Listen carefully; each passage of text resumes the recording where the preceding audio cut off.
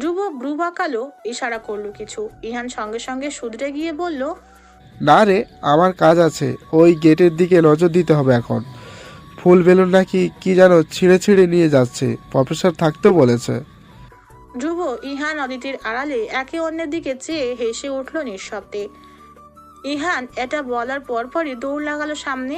ও যেতেই ধ্রুব ও ডান হাত জেন্টলম্যানের মতো সামনে এগিয়ে ইশারা করে বলল, লেডিস ফার্স্ট।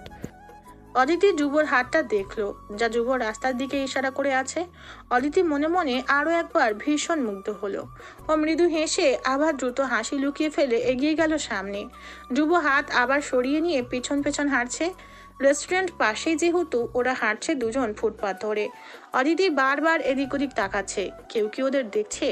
ধ্রুব হয়তো সেটা লক্ষ্য করলো। ও সামনের রাস্তার দিকে চেয়েই হেঁটে হেঁটে বলে উঠলো, তুমি কোনো সেলিব্রিটি নও যে সব জায়গায় মানুষজন তোমার ছবি তোলার জন্যে ডেসপারেট হয়ে থাকবে। ধ্রুবর আচমকা বলা কথায় চমকে উঠল অদিতি। লজ্জায় পড়ে গিয়ে নিজেকে স্বাভাবিক করার চেষ্টা করে বেবি হেয়ারগুলো কানের পিছনে গুজতে গুজতে নিচু গলায় বলল, তেমনটা নয়, আমি তো এমনি। বাবাকে অনেক ভয় পাও, রাইট? ধ্রুব নির্বিকার গলা। অদিতি অবাক হলো। ধ্রুব ওর ফ্যামিলি সম্পর্কে এসব কিভাবে জানে? অদিতি ধ্রুবর দিকে অবাক চোখে চেয়েছিল। ধ্রুব সেটা বুঝতে পেরেছে হয়তো। ও অদিতির দিকে তাকালো এতক্ষণে, বলল, অবাক হওয়ার কিছু নেই। যেদিন গুজব শুনে কেঁদে কেঁদে আমার কাছে এসেছিলে সেদিনই বুঝেছিলাম। অদিতি এবার মৃদু হাসলো। হাঁটতে হাঁটতে আনমনা হয়ে জবাব দিল, আমার ব্যবহারগুলো হয়তো মানানসই নয় সব জায়গায়। বারবার আপনাদের অপ্রস্তুত করেছি আমি, কিন্তু এই ব্যবহারগুলো আমার ইচ্ছাকৃত নয়। আমি ঢাকা শহরের সঙ্গে এখনো ফিট হতে পারিনি সম্ভবত। ঢাকা শহর নাকি বয়েজদের সঙ্গে? ধ্রুবর গম্ভীর কণ্ঠ। অদিতি থামলো। কি বলবে ভেবে পেল না বোধ হয়। ও লজ্জিত ভঙ্গিতে শাড়ির কুচি সামলে নিতে নিতে বলল, হয়তো ওটাই। অদিতিকে না বোঝালেও ধ্রুব মনে মনে ভীষণ স্বস্তি পেল। ওর মতোই ওর গার্লফ্রেন্ডও একই আচরণ বৈশিষ্ট্যের হবে। ধ্রুব ইয়ামিন এত পপুলার হওয়া সত্ত্বেও নিজের হীনমন্যতা, নিজেকে ছোট করে দেখার জন্য আজ অব্দি কোনো মেয়ের কাছে ঘেঁষেনি। ওর গার্লফ্রেন্ডও হবে তেমনই। বাবার ভয়ে আজ অব্দিও কোনো ছেলের পাশে ঘেঁষেনি। ধ্রুব নিজে নিজেকে খুশি হয়ে মনে মনে বাহবা দিল। হীরা জুটিয়েছে ও নিজের জন্যে। ধ্রুব রেস্টুরেন্টের দরজা খুলে অদিতিকে ইশারা করলো আগে ঢোকার জন্য। ও ধ্রুবর চোখে একবার চেয়ে দেখলো। ধ্রুব হাত দিয়ে দরজা খুলে চোখে ইশারা অদিতিকে আগে ঢোকার জন্য ইশারা করছে। মনে মনেও মুগ্ধ হলো আরেকবারের মতো। ধ্রুবর থেকে চোখ সরিয়ে ভেতরে ঢুকলো। ধ্রুব তারপর দরজা ঠেলে অদিতির পিছন পিছন রেস্টুরেন্টে ঢুকলো। সেখানে অদিতির কিছুই করা লাগলো না। ধ্রুব নিজেই পেমেন্ট করে বিরিয়ানির প্যাকেটগুলো দুটো বড় পলিথিনে নিয়ে নিল। অদিতি ক্যারি করতে চেয়েছিল ব্যাগ। ধ্রুব মানা করে বসেছে। অগত্যা অদিতি থেমেছে। এবার দরজা খোলার সময় ধ্রুব দাঁড়িয়ে পড়লো। ওর হাত দুটো বাঁধা, পলিথিন হাতে। ধ্রুব কাচুমাচু ভঙ্গিতে অদিতির দিকে তাকালো। অদিতি হেসে উঠল নিঃশব্দে। রাজার বড়াই এখানেই শেষ তবে? অদিতি আলগোছে এগিয়ে গিয়ে নিজেই দরজা খুলে দিল। তারপর ইশারা করলো ধ্রুবকে আগে যেতে। ধ্রুব এগিয়ে গেল আগে। অদিতি দরজা আটকে পেছন পেছন এগোলো। ধ্রুব একা একা এত কিছু বলছে, এভাবে অদিতির কেমন একটা লাগছে। ও তাই আবারও জোর করলো, পলিথিন আমার কাছে একটা দিন, দুটো একা সামলাচ্ছেন। ধ্রুব হাঁটার মধ্যে নিজের মতো করেই জবাব দিল। মেয়েরা ব্যাগ ক্যারি করে না, ওসব আমাদের কাজ। অদিতি হেসে উঠল, যেন কৌতুক শুনছে। ও যেহেতু ধ্রুবর পেছনে হাঁটছে, তাই ধ্রুব দেখতে পেল না ওর হাসি। অদিতি কৌতুক ভরা হাসি ঠোঁটে টেনে রেখেই হাঁটতে হাঁটতে বলল, মেয়ে ছেলেদের এই নিয়ম কি কোথাও লেখা আছে? ধ্রুব হাঁটতে হাঁটতে জবাব দিল, ওগুলো আমার ভাবনা। আমি আমার মাকে কখনো ব্যাগ বইতে দেখিনি। আমি না হয় উনি বইতেন। উনি? অদিতি চিনতে পারলো না। ধ্রুব এবার হাঁটার গতি কিছুটা কমালো। গম্ভীর স্বরে ছোট করে জবাব দিল, মাই বায়োলজিক্যাল ফাদার। অদিতি অবাক হলো। হয়তো বুঝতে পেরেছে ধ্রুব কোনো কারণে তার মন্ত্রী বাবার প্রতি অসন্তুষ্ট। এই সেন্সিটিভ ব্যাপারে গভীর যাওয়ার ঠিক হবে না, তাই ও এ ব্যাপারে তেমন কথা বাড়ালো না। ওরা প্রায় চলেই এসেছে ভার্সিটির কাছে। ভার্সিটি এরিয়ায় আসতেই ধ্রুবকে ও সালাম দিতে শুরু করেছে। ধ্রুব ওদের দিকে একবার চেয়ে চোখ সরিয়ে নিচ্ছে। অদিতি দেখছে। আশেপাশের মানুষ ওকে ধ্রুবর সঙ্গে দেখে বাঁকা নজরে দেখছে। এতক্ষণ কোনো এক অজানা কারণে স্বাভাবিক থাকলেও এবার যেন অদিতির হুঁশ ফিরল। ও নিজের মাথায় শাড়ির আঁচল তুলে নিল দ্রুত। মুখ আঁচলের এক কোনায় লুকিয়েও নিল। ধ্রুব বিরিয়ানির পলিথিন বেঞ্চের উপর রাখতে রাখতে কেন যেন অলক্ষ্যে অদিতির দিকে তাকালো। অদিতি তখন শাড়ির আঁচল মাথায় তুলে ইতিউতি দেখছিল। ধ্রুব থমকে গেল যেন। অবাক হয়ে শাড়ির আঁচল মাথায় তুলে রাখা অদিতির দিকে চেয়ে রইল হাঁ হয়ে। নীল শাড়িতে আঁচল মাথায় তোলা অবস্থায় সম্পূর্ণ বউ বউ দেখাচ্ছিল ওকে তখন। ধ্রুব সামনাসামনি অদিতির এমন মারাত্মক রূপ কখনোই দেখেনি। সবসময় ঢিলে সালোয়ার কামিজে ঢেকে থাকা অদিতির এমন ভুবনমোহিনী সৌন্দর্য থমকে রইল যেন ধ্রুব। অদিতি চলে যাবে কিনা ভাবছিল তখন। এখনো কাজ বাকি, প্যাকেটগুলো ওদেরই সার্ভ করতে হবে। একটা মানুষ শুরু থেকে এত কাজ করছে, তাকে এভাবে অর্ধেক কাজের মধ্যে রেখে চলে যাওয়াটাও তো অনুচিত।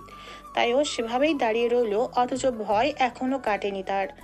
বারবার এদিক ওদিক তাকাচ্ছে। সবাই যেতে যেতে একবার হলেও ধ্রুব অদিতির দিকে চোখ যাচ্ছিল। অদিতি সেটা বুঝতে পারছে। মূলত এজন্যেই অদিতি আরো কোণঠাসা হয়ে গেছে। ধ্রুবর এসবে মনোযোগ নেই। ওর সম্পূর্ণ ধ্যান ধারণা অদিতির সরলতায় ঘেরা মুখের উপর এসে আটকে গেছে। আচমকা ধ্রুব এক অদ্ভুত কাজ করে বসলো। অদিতির চোখের দিকে চেয়ে নিজের মতো করেই স্প্যানিশ ভাষায় বলে বসলো, অ্যারেস মি এনামোরাদা মি আমর। এ কি বলছে ও? ধ্রুব কথাটা বলে নিজেই থতমত বনে গেল। ওর মস্তিষ্ক যেন এবার সচল হলো। অদিতি কথাটা শুনে ফেলেছে। ও ভ্রুকুচকে ধ্রুবর দিকে চেয়ে বলে উঠল, জি। কিছু না। ধ্রুব অদিতির দিকে পিঠ দেখিয়ে তড়িঘড়ি করে পলিথিন থেকে প্যাকেটগুলো বের করা শুরু করেছে। অথচ অদিতি বুঝতে পেরেছে ধ্রুব কিছু একটা বলেছে ওকে, চাইনিজ ভাষায় কি যেন। ধ্রুবকে তাড়াহুড়ো করে কাজ করতে দেখে ও আর সেটা নিয়ে ঘাটালো না। কাজে হাত লাগালো ধ্রুবর সঙ্গে। ওদিকে দূর থেকে সৌরভ ইয়ামিন ধ্রুব অদিতির দিকে চেয়ে আছেন মুগ্ধ দৃষ্টিতে। ওরা কাজ করছে, একে অপরের এতটা কাছে থাকছে। এসব কিছু সৌরভের চক্ষু শীতল করছে যেন। উনি একসময় পাশে থাকা সেক্রেটারিকে জিজ্ঞেস করলেন, এটাই কি ওই মেয়ে? জি স্যার।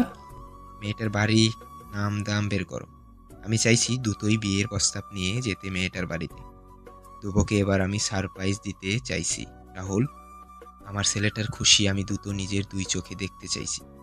ছেলেটা আমার বড্ড একরোখা, গম্ভীর। হয়তো মুখ ফুটে নিজের পছন্দ বলবে না কোনোদিন, তবে বাবা হিসেবে আমার তো একটা কর্তব্য আছে নাকি বলো?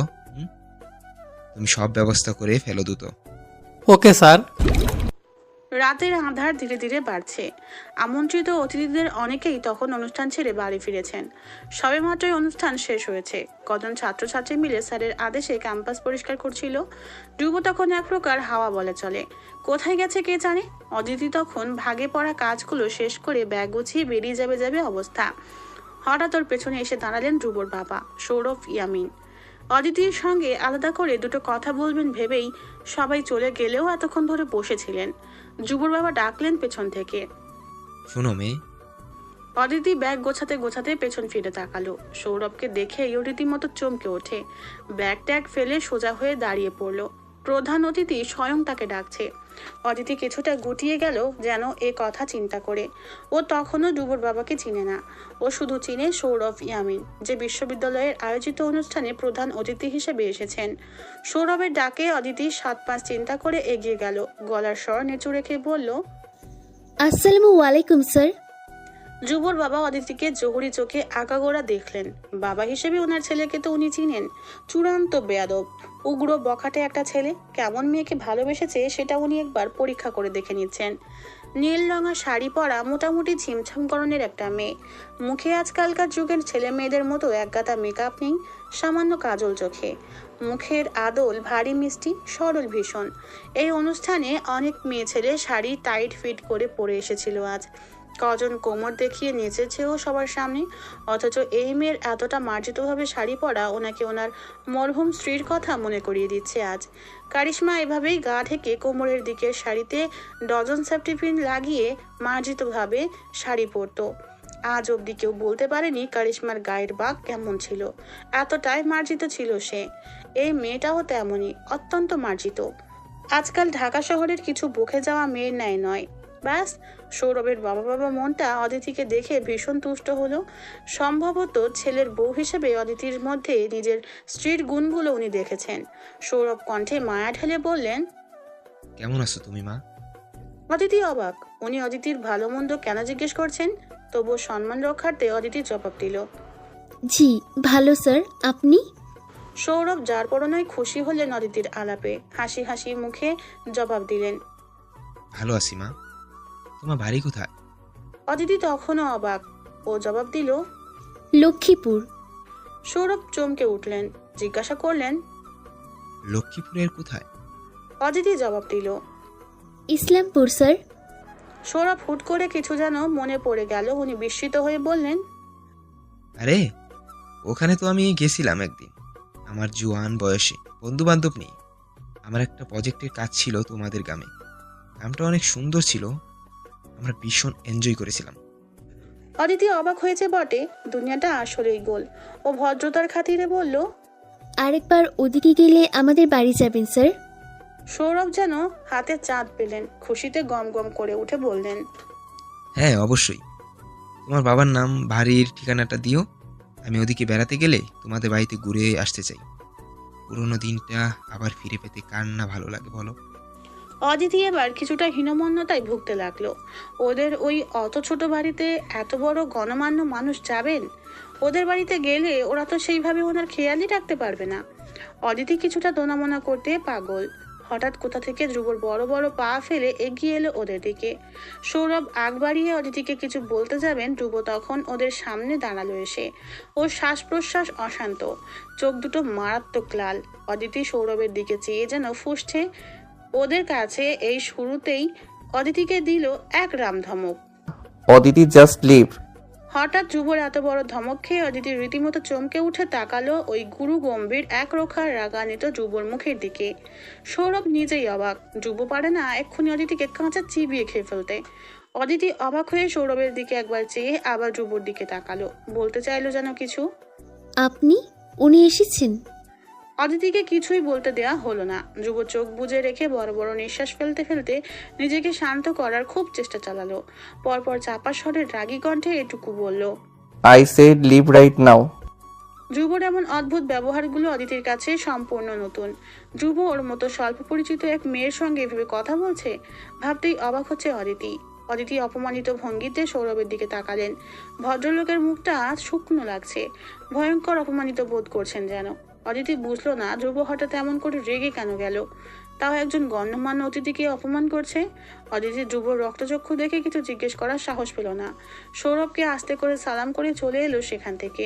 ও যেতেই ধ্রুব এবার লাল চোখ নিয়ে দৃষ্টি ফেললো সৌরভের দিকে। ধ্রুব যেন নিজের মাঝেই নেই, কিছু একটা হারিয়ে ফেলার ভয়ে ও নিদারুণভাবে জর্জরিত। সৌরভ ছেলের কাজে কিছুটা বিরক্ত হয়ে বললেন। আমরা কথা বলছিলাম। ধ্রুব হাসলো অদিষ্ট ভঙ্গিতে, কোমরে এক হাত রেখে আরেক হাতে বাম চোখ টলে আবার সৌরভের দিকে তাকালো। তারপর তাচ্ছিল্য নিয়ে বলল। কথা বলছিলেন অদিতির সঙ্গে? কেন, হঠাৎ ওর সঙ্গে কি আপনার পছন্দ হয়েছে? ওকেও বিয়ে করতে চাইছেন? সৌরভ নিজের ঔরসজাত সন্তানের মুখে এমন সস্তা ছোট লোকই কথা শুনে ভয়ঙ্কর লজ্জায় পড়ে গেলেন। ছেলের মুখে ছেলের বউ নিয়ে এমন কথায় তার কান থেকে ধোঁয়া বের হতে লাগলো।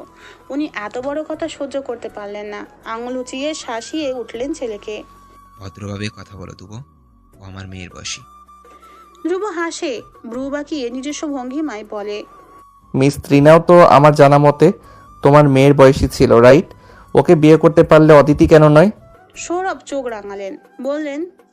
তিনা মোটেও মেয়ের বয়সী ছিল না। আর আমার এইজ গ্যাপ হবে 13 বছরের, যেখানে তোমার আপন মায়ের সঙ্গে আমার বয়সের গ্যাপ ছিল 10 বছর। রাগে বিবেক হারিয়ে ফেলো না দুবো। ওহো, ওপস, ভুল হয়ে গেল। ধ্রুব হাসে, যেন মস্করা করেছেন সৌরভ ওর সঙ্গে। সৌরভ নিজের রাগ সামলালেন। ছেলের এমন উচ্ছৃঙ্খল আচরণের জন্য যদি কেউ সবচেয়ে বেশি দায়ী হয়, তবে সেটা উনি নিজে। কথাটা আর কেউ না জানুক, উনি তো জানেন। তাই উনি ধীর গলায় ছেলের ভুল বোঝাটা শুধরে দিতে চাইলেন, বললেন। তোমার জন্য অদিতির বাড়িতে আমি বিয়ের প্রস্তাব নিয়ে যেতে চাইছিলাম দুবো। ধ্রুব হতভম্ব হয়ে তাকালো সৌরভের দিকে, চূড়ান্ত অবাক হয়ে বলল। তোমাকে কোনো ব্লাডি রাস্কেল বলেছে আমি অদিতিকে বিয়ে করতে চাই? বাবা হই আমি তোমার, তোমার চোখ দুটো আমার চেনা আছে। বাবা হই? হো গড! ধ্রুব আবারও কপাল চুলকে অতিষ্ঠভাবে হাসে, তারপর বহু কষ্টে হাসি থামিয়ে বলে বসলো। বাবা যদি হতেই তাহলে আমার মা অসুস্থ থাকা অবস্থায় পরকিয়া করে বেড়াতে না। আমার মা ক্যান্সারে বিছানায় শুয়ে কাতরে যাচ্ছিল, আর তুমি তার ওই নাজুক অবস্থায় ঘরের বাইরে মেয়ে নিয়ে ফুর্তি করে বেড়াচ্ছিলে।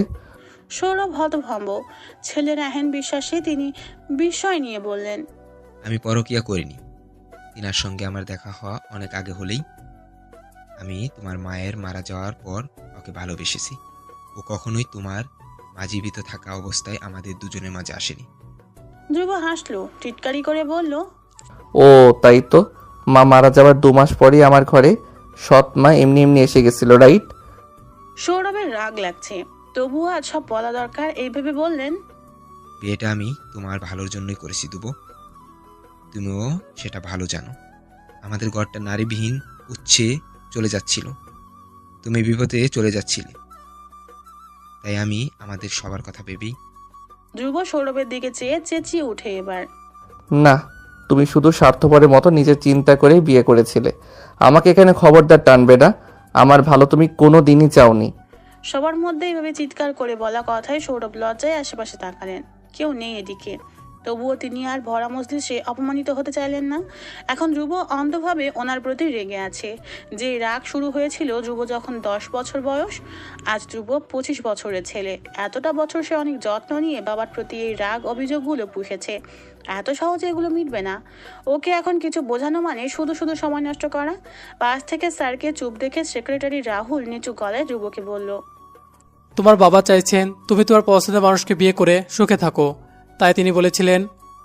ধ্রুব বাকিটা আর শুনলই না, চেঁচিয়ে উঠলো আবার, ও গড প্লিজ, দয়া করে আমার লাইফের দখল দেওয়া বন্ধ করো সবাই।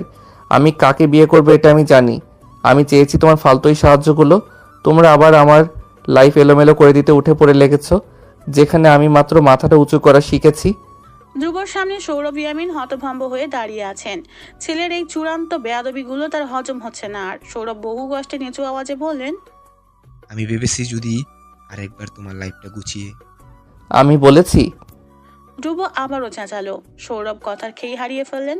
পাশ থেকে রাহুল নম্র কণ্ঠে ভয় নিয়ে ধ্রুবর কাঁধে হাত রাখলো, বলল, ধ্রুব, আস্তে কথা বলো প্লিজ, তোমার বাবার হাই প্রেশার আছে। ধ্রুব শুনে চোখ বুজে জোরে সরে শ্বাস ফেলতে লাগলো।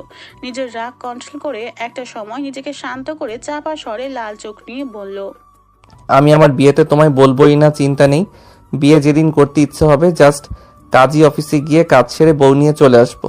তোমার লোক দেখানো দায়িত্বগুলোর আমার দরকার কখনো ছিলই না, ভবিষ্যতেও হবে না। সৌরভ মাথা তুলে ছেলের দিকে তাকালেন। বুকটা আবার ভারী হচ্ছে তার। বুকের ব্যথা ক্রমশ বেড়ে যাচ্ছে। ধ্রুব হয়তো চিন্তাও করেনি এই কথাগুলো একটা বাবার জন্য কতটা পীড়াদায়ক। বাবা হিসেবে একজন পুরুষকে ব্যর্থ অনুভব করিয়ে ফেলতে পারে মুহূর্তেই। ধ্রুব কথাটা বলে আর এক মুহূর্ত অপেক্ষা করলো না, বড় বড় পা ফেলে বাইকের দিকে এগিয়ে গেল। সৌরভ বুকে হাত দিয়ে পাশে থাকা চেয়ারে ধপ করে বসে পড়লেন। রাহুল দ্রুত ব্যাগ থেকে ইনহেলার আর প্রেসারি ঔষধ বের করে দিল ওনাকে। সৌরভ সেগুলো ধরলেনই না, ছেলের যাওয়ার দিকে টলমলে চোখে চেয়ে থাকলেন। ধ্রুব মারাত্মক স্পিডে বাইক চালাচ্ছিল। ওর হাত আজ কাঁপছে রীতিমতো, শরীর হেলে পড়তে চাইছে, তবুও স্পিড কমাচ্ছে না। আজ এই রাস্তায় মরে পড়ে থাকলেও ধ্রুবর আফসোস হবে না। শালা জিন্দেগির প্রতি ঘৃণা ধরে গেছে রীতিমতো। একটা তামাশা চলছে ওর লাইফে। ধ্রুব বারবার গাড়িগুলো ওভারটেক করছিল, যেন আজ কোনো রকমে মরে যেতে পারলেই ওর তৃপ্তি। ধ্রুবর ফোন পকেটে বারবার বাজছে, কয়েকবার বেজে ফোন কাটলো। ধ্রুব ফোন রিসিভ করলো না। ওর চোখ দুটো দুলছে, যেন লুটিয়ে পড়বে এক্ষুনি। হয়তো পুরনো মেন্টাল ট্রমাটা আবার হানা দিতে চাইছে। বারবার ফোন বাজছিল, তাই একসময় অতিষ্ঠ হয়ে বাইকের স্পিড কমিয়ে ফোন রিসিভ করলো। ও পাশ থেকে তানিয়ার গলার আওয়াজ শুনতে পেল, কাঁদতে কাঁদতে বলছে, ধ্রুব ভাই, অদিতি। গাড়ির শাঁসা আওয়াজে ধ্রুব কিছুই শুনতে পাচ্ছে না। তানিয়ার কাছে ওর নাম্বার দেওয়া ছিল, যেন অদিতির খোঁজ নিতে পারে। তানিয়ার সাহস হবে না বিনা কারণে ধ্রুবকে কল দেওয়ার। অদিতির হয়তো কিছু প্রয়োজন, তাই ধ্রুব বাইক একপাশে সাইড করলো, কানে ফোন চেপে জিজ্ঞেস করলো, শুনতে পাইনি আমি, এখন বলো। তানিয়া হাঁপাচ্ছে। ও কান্না আটকে অশান্ত শ্বাস ফেলতে ফেলতে বলল, ভাইয়া, অদিতিকে পাওয়া যাচ্ছে না 2 ঘন্টা ধরে। হঠাৎ ধ্রুবর বুক কেঁপে উঠল যেন। এমনিতেই অ্যাংজাইটি অ্যাটাকের মতো হচ্ছিল, তার উপর এই খবর। ধ্রুব মনের মধ্যে নেগেটিভ কিছু ভাবতে চাইছে না, শান্ত থাকার চেষ্টা করে বলল, হোস্টেলে ফিরে নিও। না ভাইয়া, ও হোস্টেলে নেই। আশেপাশের জায়গাগুলো খোঁজা হয়েছে, কোথাও নেই। কেউ কেউ বলছে অদিতিকে লাস্ট পর কতগুলো ছেলের সঙ্গে নাকি দেখেছি কজন। ধ্রুব অবিশ্বাস নিয়ে বলল, অদিতির ছেলেদের সঙ্গে? কে দেখেছে ওটা? ভাইয়া, আমাদের ক্লাসমেট কজন, আমরাও বিশ্বাস করতে পারছি না এটা। তানিয়া থামলো এবার। ধ্রুব চোখ বন্ধ করে কিছু একটা ভাবার চেষ্টা করলো। ওর মন এবার কু ডাকতে শুরু করেছে। আবারও মনের মধ্যে কিছু একটা হারিয়ে ফেলার শূন্যতা অনুভব করছে, যেমনটা অনুভব করতো ওর মা মারা যাবার পরে। ধ্রুবর বুক দুপুক করছে। ও অতিষ্ঠ ভঙ্গিতে নিজের বুকের বাঁ পাশটা কুর্তার উপর খামচে ধরলো। ধ্রুবর অস্থিরতা বাড়ছে। ও বহু কষ্টে উচ্চারণ করলো কটা কথা।